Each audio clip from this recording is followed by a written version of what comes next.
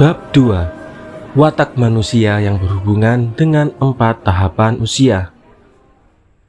Yang saya maksud dengan 4 tahapan usia ialah 1.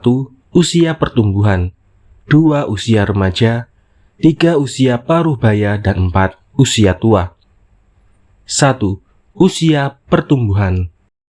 Perlu Anda ketahui bahwa pada usia pertumbuhan, umumnya tubuh manusia mengandung panas berlebih dan lembab yang seimbang. Jika ini terjadi, ia akan memiliki watak bagaikan musim semi yang ceria dan penuh dengan bunga, atau seperti orang yang sedang dimabuk cinta pertama, yang siap menyambut kebahagiaan. Dari segi kejiwaan, manusia yang berada pada tahapan usia ini memiliki jiwa yang sama sekali kosong dari segala macam keyakinan yang mengikat atau dari segala pengalaman baik ataupun buruk. Kepribadian tersebut kemudian melahirkan beberapa perilaku berikut ini. Pertama, syahwat mereka hanya kepada sesuatu yang bersifat alami. Mereka tidak menginginkan hubungan, pakaian, dan bau-bauan. Kedua, mereka cepat berubah. Jika menginginkan sesuatu, mereka tidak mau mengalah.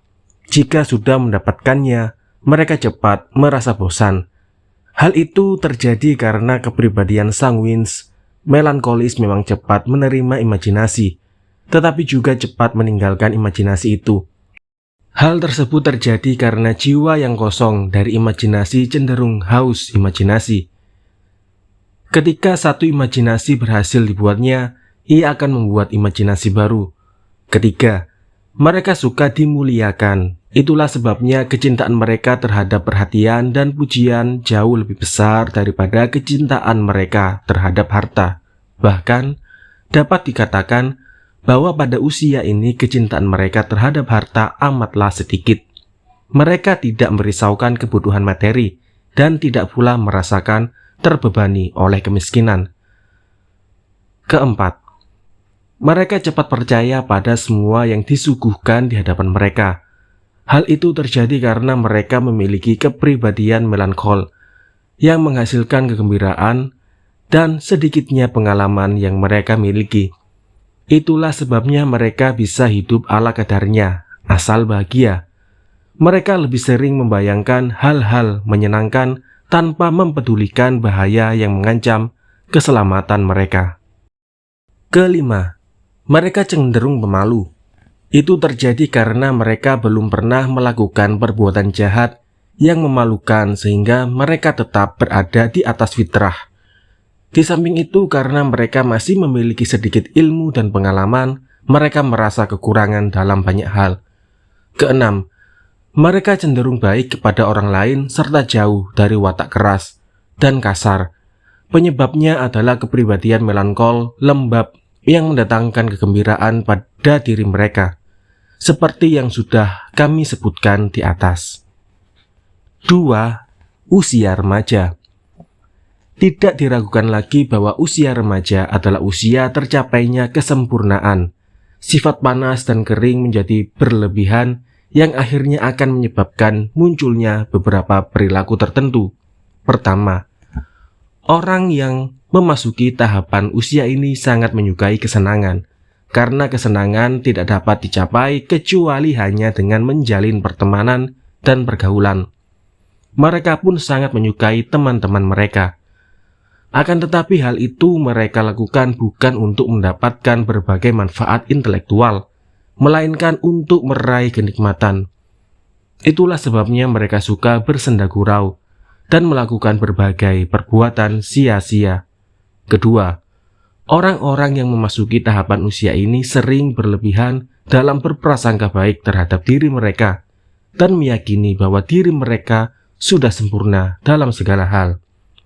Ketiga, orang-orang yang memasuki tahapan usia ini sering dikuasai oleh rasa marah. Hal itu terjadi karena rasa takut dan rasa marah tidak dapat berpadu. Berkenaan dengan pengertian, inilah terkadang mereka berani melakukan kezaliman, meski itu akan membuat mereka kembali mendapatkan aib dan celaan. Namun selain sering dikuasai oleh amarah, Orang-orang pada tahapan ini juga sering dikuasai oleh rasa sayang ketika mereka mengetahui ada orang yang menjadi korban kezaliman. Singkatnya, mereka memiliki rasa sayang lebih besar daripada yang dimiliki oleh orang-orang berusia lanjut. 3. Usia paruh baya. Orang-orang yang memasuki usia paruh baya adalah orang-orang yang mulai memasuki awal usia tua, tetapi mereka belum tua. Kami katakan bahwa mereka memiliki akhlak batiniah yang seimbang antara nekat dan pengecut. Selain itu, mereka juga seimbang antara mempercayai segala sesuatu dan mendustakan segala sesuatu. Keinginan mereka adalah paduan antara yang bermanfaat dan yang indah, dan antara kesungguhan dan gurauan. Mereka merupakan orang-orang yang pandai menjaga kehormatan diri sekaligus pemberani. Itulah sebabnya Allah Subhanahu wa Ta'ala berfirman dalam Al-Quran, "Dan setelah dia Musa dewasa dan sempurna akalnya, kami anugerahkan kepadanya hikmah, kenabian, dan pengetahuan." Quran Surat Al-Qasas. Dikisahkan bahwa raja-raja bangsa Ajam non-Arab tidak pernah memilih prajurit untuk dibawa melawan musuh yang kuat di medan perang, selain orang-orang yang telah masuk tahapan usia ini. Alasannya adalah karena kekuatan akal mencapai kesempurnaan pada usia ini, sementara kekuatan jasmani pun belum berkurang. 4. Usia tua.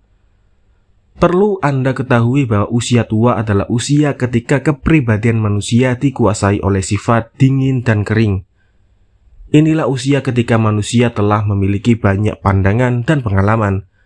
Kepribadian pada usia ini mengakibatkan munculnya beberapa perilaku tertentu yang jika diperhatikan merupakan kebalikan dari perilaku-perilaku yang muncul pada usia pertumbuhan. Pertama, orang-orang yang memasuki tahapan usia ini jarang mau mendengarkan pendapat orang lain. Hal itu terjadi karena sifat kering yang menguasai kepribadian mereka menyebabkan mereka bersikuku pada semua sikap dan pilihan yang sudah mereka ambil berdasarkan akal pikiran mereka. Mereka menganggap pilihan itu paling tepat sehingga akan menolak semua pilihan lain. Selain itu, banyaknya pengalaman yang sudah mereka lalui membuat mereka selalu meragukan apapun yang disampaikan orang lain. Itulah yang membuat mereka tidak suka mendengar dan menerima pendapat orang lain. Kedua, orang-orang yang memasuki tahapan usia ini tidak pernah memutuskan sesuatu dengan pasti. Kalaupun memutuskan sesuatu, mereka akan memutuskannya berdasarkan pengalaman mereka. Hal itu terjadi karena menurut mereka, segala sesuatu sudah seperti itu dari dulu. Dengan kata lain, sebenarnya mereka tidak mengambil keputusan apapun. Bahkan dengan begitu banyaknya pengalaman, mereka justru terkesan tidak memiliki pengalaman. Setiap kali orang-orang yang memasuki tahapan usia ini berbicara tentang berbagai hal yang berhubungan dengan masa depan, mereka akan selalu ragu. Sikap itu dapat diketahui dari ucapan mereka yang sering menggunakan kalimat mudah-mudahan atau semoga. Kondisi ini membuat mereka memiliki watak yang tidak biasa untuk meluapkan kesukaan ataupun kebencian secara berlebihan. Anda akan melihat orang-orang tua sering bersikap seperti orang yang benci di saat mereka menyukai sesuatu, dan bersikap seperti orang yang suka di saat mereka membenci sesuatu. Ketiga, orang-orang yang memasuki usia tua memiliki kesukaan untuk mengumpulkan harta yang lebih besar dibanding kesukaan mereka untuk mendapatkan pujian. Berbagai pengalaman yang mereka lewati ketika melihat susahnya menjadi orang miskin telah mendorong mereka untuk mencintai harta. Keempat, orang-orang yang memasuki tahapan usia tua biasanya mengalami penurunan akhlak. Hal itu juga terjadi disebabkan pengalaman mereka. Di samping itu, karena mereka menganggap remeh harga diri, mereka tidak lagi takjub dengan sesuatu karena mereka sudah menyaksikan berkali-kali. Kelima, orang-orang yang memasuki tahapan usia tua biasanya dirundung perasaan takut. Penyebabnya adalah seperti yang telah kami sebutkan di atas. Keenam, orang-orang yang memasuki tahapan usia tua memiliki pengetahuan sempurna tentang akibat yang muncul dari berbagai hal. Hal itu disebabkan banyaknya pengalaman yang mereka miliki.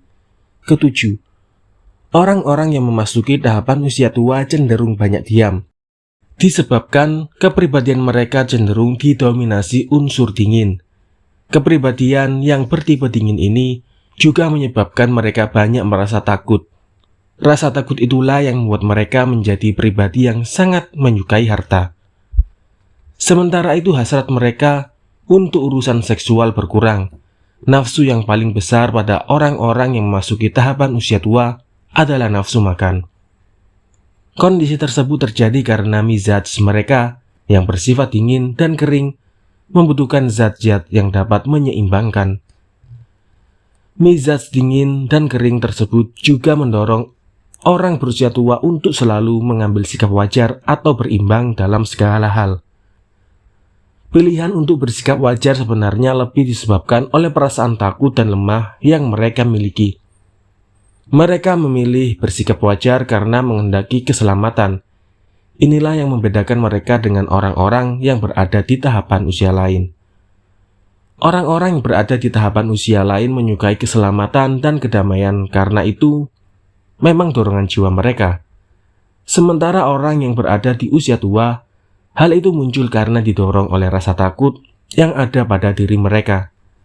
Kedelapan, rasa tidak tahu malu biasanya menguasai orang-orang yang memasuki tahapan usia tua. Kondisi itu terjadi karena mereka sudah berkali-kali menyaksikan berbagai macam keburukan dan kejahatan, baik itu yang dilakukannya sendiri maupun dilakukan oleh orang lain. Bagi mereka keburukan dan kejahatan merupakan sesuatu yang biasa-biasa saja. Kesembilan, keinginan berbuat baik pada orang-orang yang memasuki tahapan usia tua biasanya berkurang. Hal itu terjadi karena rasa takut terhadap kemiskinan telah menghalangi mereka untuk berderma. Mereka banyak menyaksikan betapa kemiskinan begitu menyengsarakan sehingga mereka merasa takut, banyak bersedih, dan sulit bergembira. Kesepuluh, orang-orang yang memasuki tahapan usia tua biasanya mudah sekali marah, tetapi tidak meledak-ledak. Mereka mudah marah karena kepribadian orang usia tua mirip dengan kepribadian orang yang sedang sakit. Biasanya orang yang sakit parah mudah marah. Demikian pula dengan orang yang sudah menginjak usia tua. Sekalipun mudah sekali marah, orang-orang yang berada pada tahapan usia ini tidak pernah meluapkan kemarahannya secara meledak-ledak. Hal itu disebabkan rasa takut dan gentar yang menghalangi mereka untuk meluapkan kemarahan mereka secara berlebihan. Ke-11, kami telah menjelaskan di bagian terdahulu bahwa orang-orang muda biasanya tidak ragu untuk melakukan kezaliman secara terang-terangan. Di bagian ini, kami katakan bahwa orang-orang yang berusia tua tidak suka melakukan kezaliman secara terang-terangan. Hal itu terjadi karena dominasi sifat dingin pada kondisi jasmani dan rohani mereka yang menyebabkan munculnya sifat penakut dan pengecut yang menghalangi mereka untuk menampakkan kemarahan.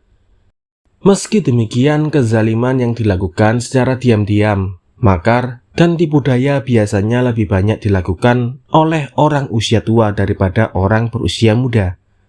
Ke-12, terkadang orang-orang yang memasuki tahapan usia tua menyayangi orang lain. Akan tetapi alasan mereka melakukan itu berbeda dengan alasan yang dimiliki orang-orang yang lebih muda. Orang-orang muda menyayangi orang lain disebabkan sifat cinta mereka terhadap sesama dan sifat mudah tersentuh melihat korban kezaliman. Sedangkan orang-orang tua menyayangi orang lain karena mereka lemah, tidak mau celaka, dan takut berbuat zalim terhadap orang lain. Tampaknya itulah yang menyebabkan mereka lebih mengutamakan orang lain, yaitu demi menghindari gangguan dari orang lain. Bab 3. Watak manusia yang berhubungan dengan kondisi ekonomi.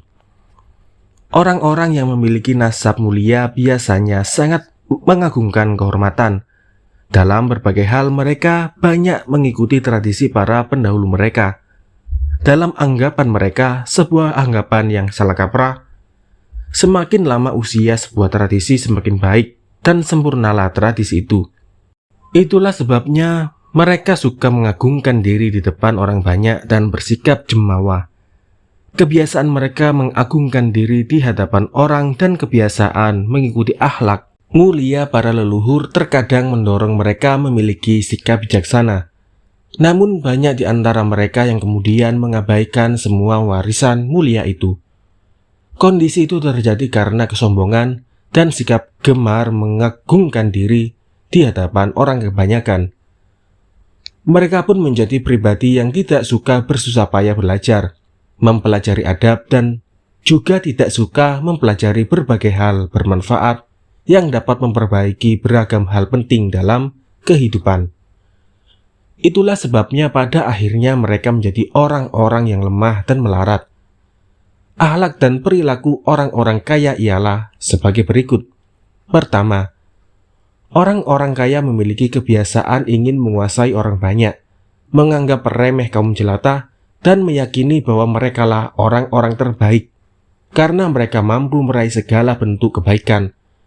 Dengan harta yang mereka miliki, mereka mendapatkan semua yang mereka inginkan, seakan-akan mereka memiliki segala sesuatu. Ketika meyakini bahwa mereka dapat meraih semua kesempurnaan itu, mereka terbentuk menjadi pribadi-pribadi yang menyukai pujian dan sanjungan. Kedua, orang-orang kaya selalu menganggap bahwa orang lain selalu merasa iri terhadap mereka, sebab merekalah para pemilik kesempurnaan. Dalam pepatah Arab dikatakan, setiap yang memiliki nikmat selalu didengki. Ketiga, orang-orang kaya di zaman dahulu selalu menjadi orang-orang yang lebih mulia daripada orang-orang yang kaya belakangan. Itulah sebabnya Amirul Mukminin Ali radhiyallahu an berkata, "Hendaklah kalian menjadi perut-perut yang kenyang kemudian lapar, karena sesungguhnya pengaruh kemuliaan di dalamnya akan selalu kekal. Jangan sampai kalian menjadi perut-perut yang lapar kemudian kenyang, karena sesungguhnya tanda-tanda kejahatan kekal di dalamnya. Penyebabnya ialah kemiskinan yang lebih dahulu terjadi sehingga mereka menjadi sangat tamak untuk memiliki harta dan bersikap kikir di saat mereka benar-benar memiliki harta. Tanda-tanda kejahatan pun kian membesar." Keempat, orang-orang kaya adalah orang-orang yang paling banyak melakukan kezaliman secara terang-terangan. Penyebabnya adalah keyakinan bahwa harta yang mereka miliki dapat melindungi mereka dari kuasa orang lain untuk mengekang dan melarang mereka. Kelima, harta adalah sumber kekuatan. Di tangan orang yang jiwanya baik, harta akan menjadi kekuatan yang menambah kebaikannya. Akan tetapi ketika harta ada di tangan jiwa yang jahat, harta yang banyak akan menjadi jalan bagi bertambahnya kejahatan. Karena syahwat dan akhlak tercela lebih banyak dimiliki perempuan daripada laki-laki, tak ayal Allah menjadikan jatah bagian wanita atas harta warisan lebih sedikit daripada bagian yang diterima laki-laki. Orang-orang yang hidup senang dan berkelimpahan harta biasanya memiliki akhlak gemar menikmati berbagai macam kesenangan, memiliki tingkat kepedulian yang rendah, sangat mencintai Allah dan selalu bergantung kepadanya, serta selalu bertawakal. Semua sifat itu muncul karena mereka mendapatkan rezeki dengan mudah dan tidak perlu bekerja keras untuk mendapatkan harta. Bab 4. Watak manusia yang berkaitan dengan letak geografis. Negeri dan permukiman yang panas akan menyebabkan melebarnya pori-pori. Hal itu akan menyebabkan melemahnya panas internal dan menurunnya kekuatan rohaniah. Kedua hal ini tentu akan menyebabkan orang-orang yang mengalaminya menjadi penakut dan daya cerna pengolahan dalam tubuh mereka lemah. Sementara permukiman yang dingin biasanya penduduknya memiliki tubuh yang kuat, lebih pemberani, dan memiliki pencernaan yang daya pengolahan dalam tubuh lebih baik. Karena dominasi hawa dingin terhadap tubuh, sistem tubuh mereka pasti akan menahan panas internal untuk tetap berada di dalam perut mereka. Pada permukiman yang hangat biasanya penduduknya rupawan, berkulit lembut dan mereka mudah mendapatkan kenyamanan dengan melakukan gerak badan. Musim panas di pemukiman seperti ini tidak terlalu panas, sebagaimana musim dinginnya juga tidak terlalu dingin. Sementara itu di pemukiman yang kering, penduduknya juga memiliki bentuk tubuh dan otak yang kering. Musim panas di pemukiman seperti ini terasa panas, sebagaimana musim dinginnya juga terasa dingin. Adapun pemukiman di kawasan berbatu, udara di kawasan ini sangat panas di musim panas dan terasa dingin di musim dingin. Tubuh para penduduknya keras, akhlak mereka buruk, sombong, semena-mena, dan sangat pemberani di medan perang. Pemukiman di kawasan utara membuat penduduknya dingin, disebabkan unsur dingin yang menguasai tubuh mereka dan memperkuat panas internal yang ada dalam tubuh mereka. Hal itu tentu menimbulkan daya keberanian dan munculnya perilaku hewani. Permukiman di kawasan selatan keadaannya sama dengan di negeri-negeri dengan cuaca panas lainnya, sehingga kepala penduduknya dipenuhi dengan zat-zat lembab. Karena cuaca di daerah selatan memang menimbulkan efek seperti itu. Akibatnya saraf mereka pun menjadi lemah, serta mengalami kekurangan pada kekuatan indera dan gerak. Pemukiman di kawasan timur penduduknya unggul dalam hal-hal jasmani, sementara pemukiman di kawasan barat penduduknya lemah dalam hal-hal jasmani.